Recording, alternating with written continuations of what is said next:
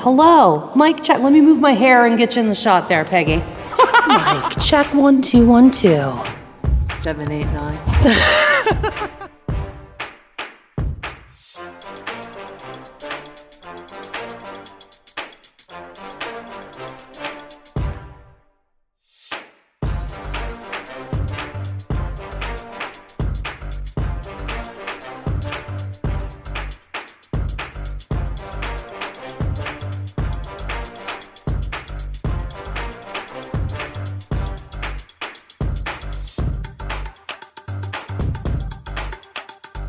So it's not just about, I'm struggling today. Our addiction doesn't talk about addiction. No. It's trying to get to underlying issues, what we carry Like in our day. one day this way of living will be in the schools and the kids will be well for it. So I already know that like the future is bright, that I'm here to continue whatever she started. I'm kind of like the echo. You walk alongside them along the journey, then you kind of understand the root of why she does what she does. And Right. I'll be able to tell the story of Big Mama when she's no longer on the earth. Like I might have to have lung transplant. So this is sort of great timing right now. So, yeah, I'm still okay, but sort of. I got it Pouring all your together. heart into this. I got it. Thank you for sharing that with me, first of all. Okay. So yeah, there's no filters. And when I'm with people that are unfiltered, it's that one of those traits I really admire because I spent most of my life as a people pleaser, which we're working on. We can help you with that. That's what I was just gonna say with my coping skills. I feel like I could get help here. And you could let go at some circles. Yeah. Welcome, welcome, welcome to the Tiffany Show. We're live. We're not live. Today at A Right to Heal, Peggy Shaughnessy, Liz Shaughnessy, big community supporters. Why don't you tell us a little bit about yourselves? I'm Peggy Shaughnessy. If you don't know about me, you've probably heard it. I've born, raised in Peterborough, nursed for 20-some years at St. Joe's, and then went to Civic with orthopedics in the operating room. And then I went back to university, started visiting the Native Brotherhood at Warkworth Prison, and realized that they didn't have a voice. It took me back to do my master's, and I'm currently one chapter short of my doctorate, so you'll have to call me doctor for one day. So I created Red Path for people to get to the root of why they have to live in heaviness, I guess one could say. And I became known across Canada and beyond. Liz and I have been to Guam to train people on our Red Path program. So we finally were fortunate that Dave Smith fought for about 4 years for us to get funding to run the Red Path program in Peterborough. I thank Dave Smith from the bottom of my heart.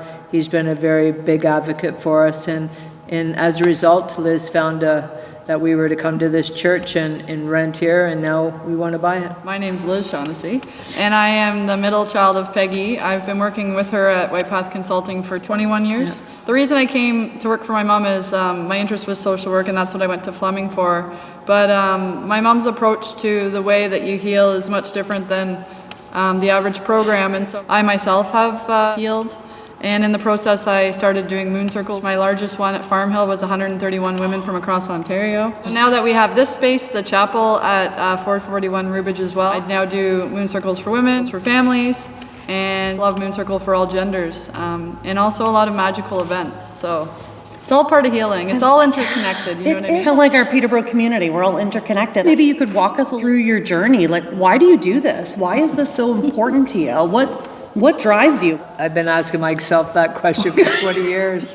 Why do I get out of bed in the morning when it's just like you're going after like one hurdle after the other? I had an uncle that was what in those days called a wino. He lived under the bridge at the Holiday Inn, and so you've been exposed to alcohol most of your life. You sort of wonder how you're not going to become that way yourself. How do you move forward? And so I've always had this drive to help people, or at least, guide them or just give them a hug. And so I tried to open the Bible College on Argyle 15 years ago. We were faced with long wait lists even then for housing and addiction. We were just coming through, OxyContin had hit the market, and we were really seeing an increase in addiction.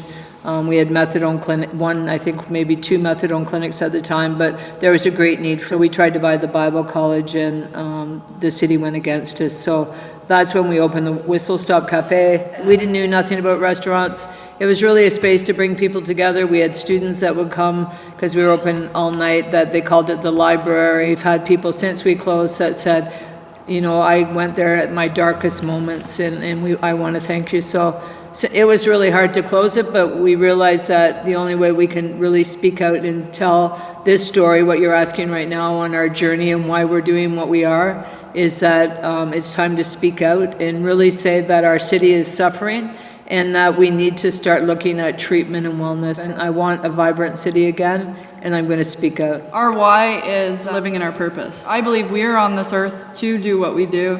And for 15 years, we've had a lot of bitterness in our heart towards what we could have done with that space. And Peterborough would have been a community that other communities look towards for what we built. And so I think in that time, these past 15 years, there's been a lot of healing of that bitterness in our heart. Because there's a lot of people who always want to talk about who Peggy Shaughnessy is. And when they speak negatively of her, it's because they don't know her. And so this message is to the haters as well. If you got something to say about Peggy Shaughnessy, come have a coffee and meet her, because you'll fall in love. And she's on this earth to help. She's not on this earth to harm. I've wanted to say it forever, so thank you for giving me the space. Absolutely. The floor, listen, we're about being heard on the Tiffany Show. Right, the work that you do and the human beings that you've helped along the way and inspired along the way, it's powerful. It is powerful. Our program's full of stories, and the last story is about transformation, and of course she put it on her body. Oh my gosh. That's it. The whole story right there. So when we come to Right to Heal, do we start kind of going through those stories? And every session has a new story or a new activity that helps you uncover the things that you're carrying. Because every single one of us has experienced trauma, disconnected from the world. Our mission is to connect the disconnected, because disconnection is the most dangerous feeling we can feel. We had this young couple come through the door, next door, today. They felt the warmth. What did they say? They felt it? Yeah. Everybody came in here, you felt it? You know, the vibes are immaculate. Yeah, the vibes in here are immaculate. But you do, you feel it when you walk in here. The energies that are in here, and especially between you two as well, when hearts are in the right place, it's you know, it's open and it's receptive, and it's a safe space for change, for conversations, and to be yourselves. What do you think people could know more about when it comes to addiction, treatment, wellness? What are some things that people could know more of? Well, I think as a society, we need to stop being so focused on addiction, and we need to step back and really answer a question: why do we have a society in so much emotional pain? There's a lot of different things that are associated with what creates hassles in our daily lives, and we have a society right now in pain, emotional pain. And our programs are developed through emotion. So I always say that I'm the emotion warrior, because that's what my concentration has always been. I've done research papers at the university with Dr. Parker in regards to emotional social competencies and things like that. So all our programs are focused on emotion, and rather than cognitive behavioral. They go together in a way, but it's a different approach. And I think that until we stop focusing so on the minute, you know, we need more money for this, we need more money. Well, we don't. We need to step back and really look in and really see where the problems are, and focus on that, not this, you know, you have the macro and then the micro, and we continue focusing on that and on the crises and not on how we're going to heal our community. And that's where the focus should be. Do you have suggestions for some of us that like might kind of just go to the physical right away? Is there maybe some advice on shifting our mindsets a little bit? Do we kind of need to see the humans behind everything that we do? Well, I think that we've been educated in this medical model that's so outdated, and so like we think that the science and all that is what is the answer, and I think that is where we have to start stopping our focus and stepping back. Well, I think one of the biggest things is to think of our mind as the only thing is, you know, when your mind has something wrong with it, here's a pill, and when your body has something wrong with it, here's a pill. And I believe that if you were to look at healing as a holistic thing, so the word heal comes from the Anglo-Saxon word hal, which means holy, heal, and whole, okay? So if we don't bring the spirit back in, so mind, body, spirit, if we don't bring the spirit back into healing and we don't look at the person as a whole, then there'll never be true healing. And so we try to dissect everything instead of bringing somebody in and understanding why they think that way and where does that thinking come from and how did you cope with that way of thinking. So we focus on asking the right questions.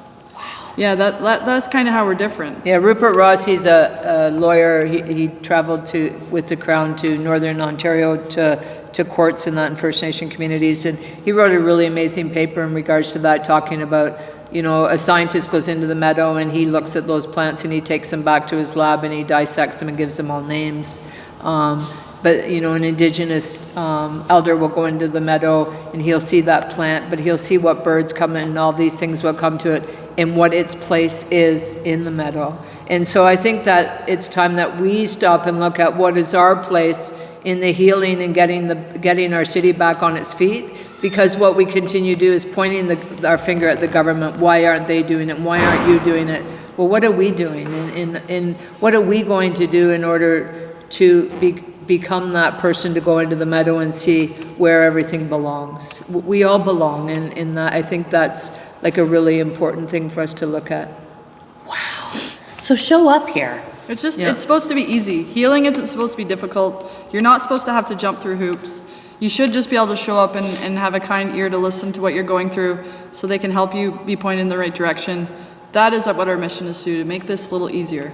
And just to come together, talks like this, and maybe not with the camera every time, but my grandmother, she's be 120 if she was alive now, and she, you look back in the time, they didn't have psychiatrists and social workers. They'd get together to quilt. Nobody had to go and say, oh, this is bothering me. They just laughed and they had community. Right. What do we have now? We don't have community unless you're on the phone like this, and that's your community. But how can I hug you goodbye? And how can you feel that warmth and that aha things that happen? You don't have to be an addict to come here. You have to be a human to come here. Yeah. I mean, dogs are probably welcome too, though. Oh, we could. Yeah. We could, right, Liz? If need be. Yeah. Community is a beautiful thing. We have to get back to it. Yeah, let's do it. Get back to community. Show up to one of the moon circles, order food from Big Mama's kitchen, and just show up here. You need an event catered, or you need a place for your meetings, like the Rotary Club of Peterborough come here every Thursday morning for their breakfast. That helps a portion of the rent. Oh my gosh. Yeah, it's like all these little things that we can do. Yeah. Like keep your eyes out for these opportunities to plug in organizations like A Right to Heal, to give them the spotlight, to give them the space, to give them the opportunity to share and give the opportunity to bring people together in different ways. So it actually segues perfectly into my next question. It's like she read that right off of the... I did. Well, you're over there, she did. Yeah, well, when it comes to community support, there's events like Kawartha Home Healthcare Services is putting on PTBO's Got Talent. That event's happening April the 12th, of course. What are some other ways we can support community, we can support Right to Heal? Do you need volunteers? What does that look like? So that's what Liz is trying to do on the website right now, is to sort of organize it a little bit better. You could go into the hub that we've created. We created a hub because there was no place for people in recovery to sort of hang out, and we knew that was really, really important. So the hub is not government funded, so people could donate to that space. They could donate a meal for somebody that's in that space. This area here that we're in right now, the sanctuary, there's lots of events that are happening that we're just trying to get the website up right now, that you could sponsor, you could donate, you get a tax receipt right away, right when you do it on the website, and you could support the hub, or you could order food from Big Mama's kitchen. That action's big and small, right? Yeah. We can do anything. There's lots of opportunity to plug in and give back. Well, money is only energy. Yeah. And so with good intention, we can make more of it. In this space here, there's a really cool little room at the back that we're going to open a little metaphysical shop with crystals, journals, Big Mama's pottery. You make pottery too? What? Everything. What doesn't Peggy Shaughnessy do? Artesian, different artists locally putting their stuff in, and then all of that also goes in. Let's just say there's a million ways that we can get creative, and so we're just kind of trying to find a clear way to broadcast that to the world. I love this unstructured approach to, and I want to say non-traditional approach to finding the solutions. Well, you have to be sustainable. I've never heard anything like this. I've always realized nothing is stopping us this time.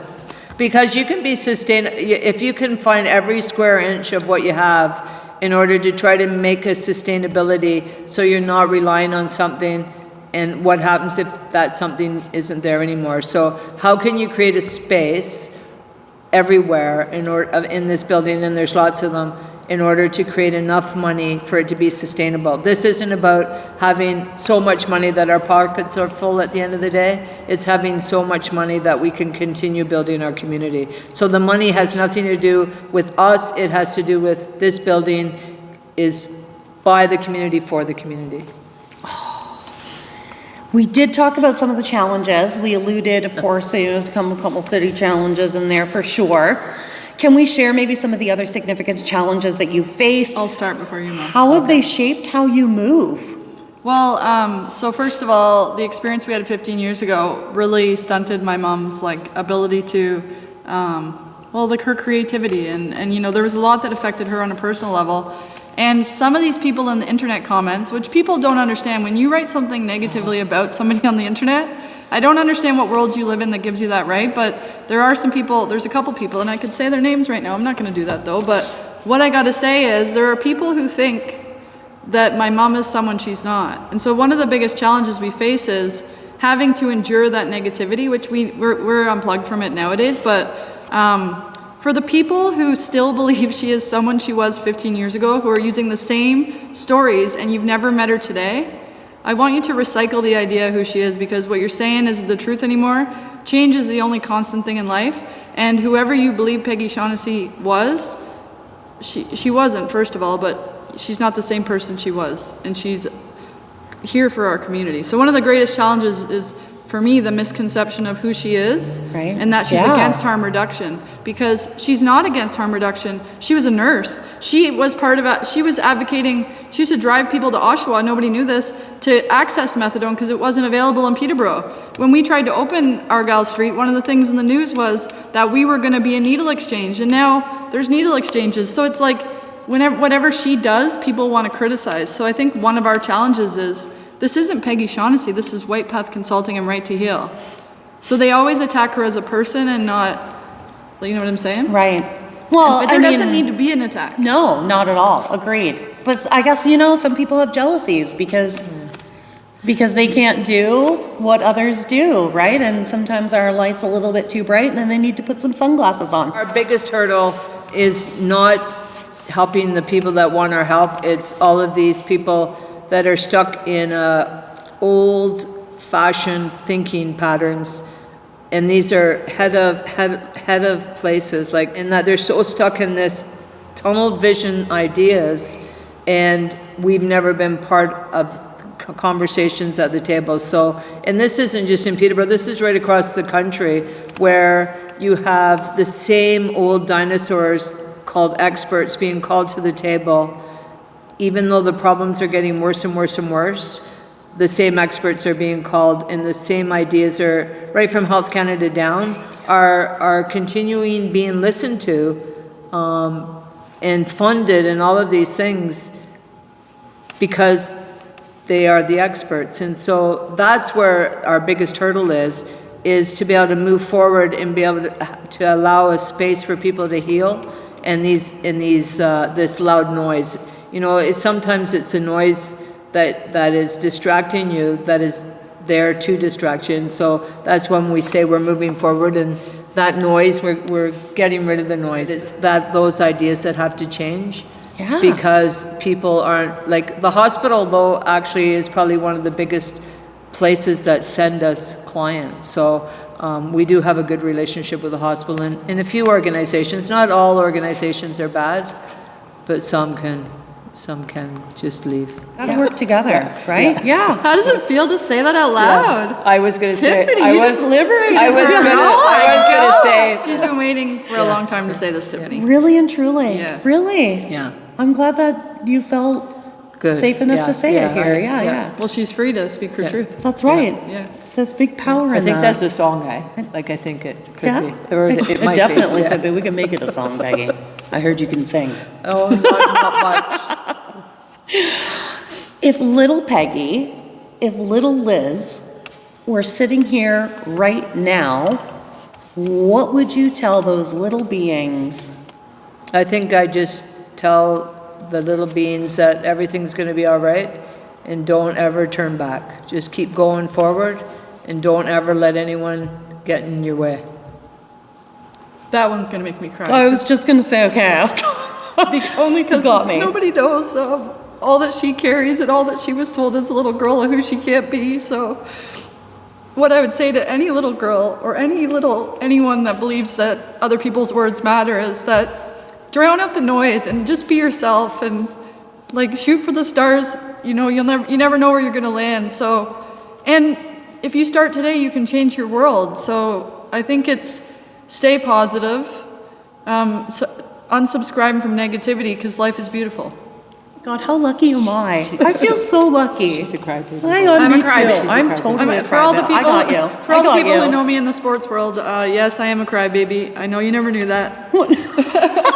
Oh my gosh, yeah, you probably took lots of injuries. Oh, I and still just- play competitive Do you? soccer. Oh, I didn't know. Oh, we'll get you to do some tricks later. Thank you for sharing that with us. Yes. Advice to little us can be such a powerful thing, and it's such a powerful message for people out there that see us move in the world and don't know, right? Like we all carry stories and journeys and traumas and things with us along the way, and some of us pick it up and make meaningful change with it and keep going with our light, and some don't, and we're incredibly fortunate for the ones that do.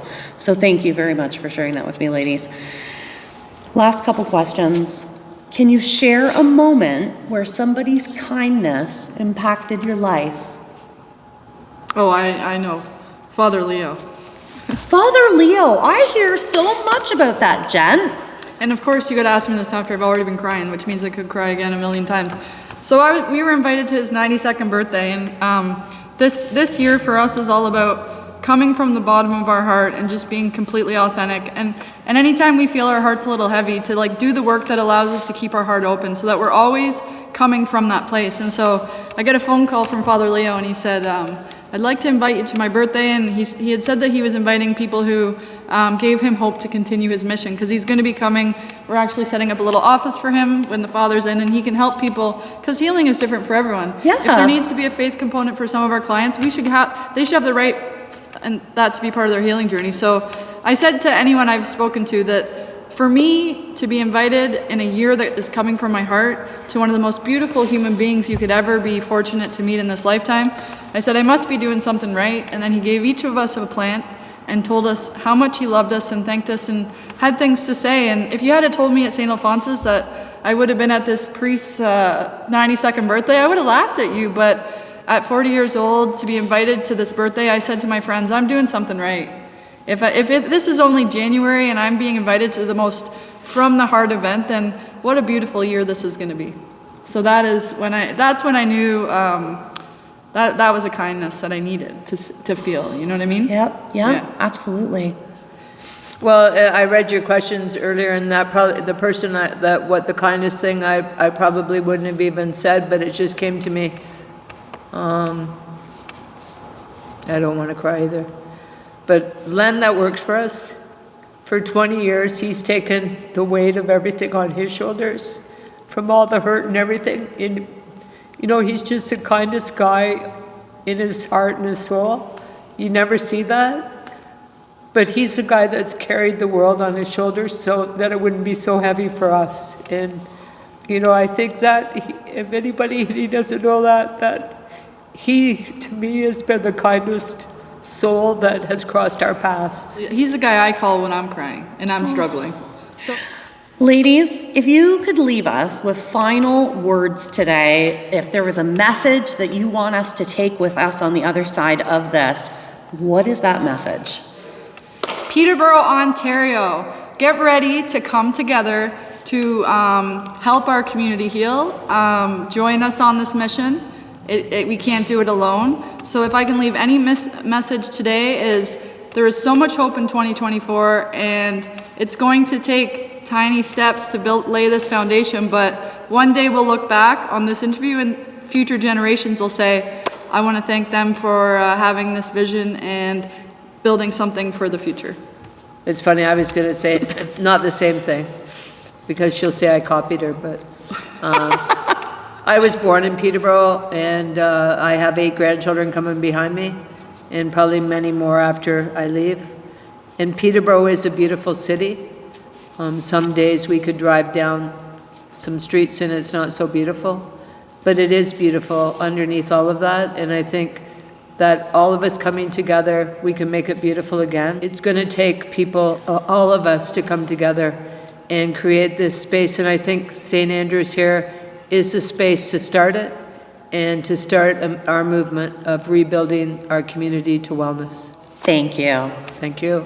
Holy Hannah. We need this more. We need the spotlight on Right to Heal. We just need to get $2 million. Yeah, those seats at the table, fund, like whatever that looks like, funding, seats at those tables with the experts. These are the experts that are living it, that are breathing, that are in it, that have that lens, that look at those flowers in the meadow and pick it apart and see who's pollinating it and taking care of it. And stop and smell those flowers. Yes. And appreciate the life we're given and honor the people that are put on our path. Like, we're only here to live our best life. We're not here to take anything from anyone listening right now. I love that. You know? Yes, Yeah. Absolutely.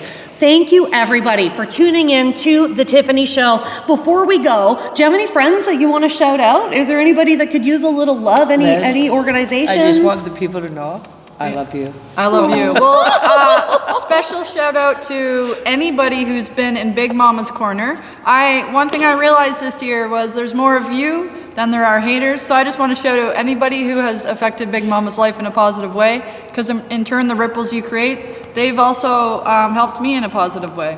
So thank you to all the beautiful people in this community. I mean, Pete Dalladay, a special shout out to him. Tim Burke. He's always cared. Tim Burke. Sarah Budd. Carl Lawson for walking through Mike the other Burke. day. Yeah, actually, I want to thank all the regulars who come to Right to Heal, our clients, because they have not only helped us continue the vision, but they've also helped me heal, because every time we tell our story, we don't know who else it's affecting. So sometimes when I take up a session with a client, they're helping me with something I didn't know I was carrying. So I want to have a special shout out to the clients, because if it wasn't for you, we would have never had, our vision wouldn't have kept growing. So they are the number one. Thank you. And of course, shout out to Leonard Hall. Yeah. A beautiful human being. That is fantastic. Yeah. Ladies, thank you so much for joining us today. Thank you. We appreciate it. We appreciate the conversation. We appreciate you sharing. We appreciate what you do for our community. Check out rightoheal.ca. This has been an episode of The Tiffany Show, bringing people together, having conversations. Be kind to yourselves and one another. Hi, I'm Sarah Evans, born and raised in Peterborough, Ontario. I am very proud to call this great community home. 705-768-6278 or visit sarahevans.ca. Not intended to solicit those currently under contract. If we want information about the programs at Right to Heal, if we want to check out what you've got going on, what's the best way to reach out? Go to rightoheal.ca. You're also welcome to stop in. Everyone has the right to heal.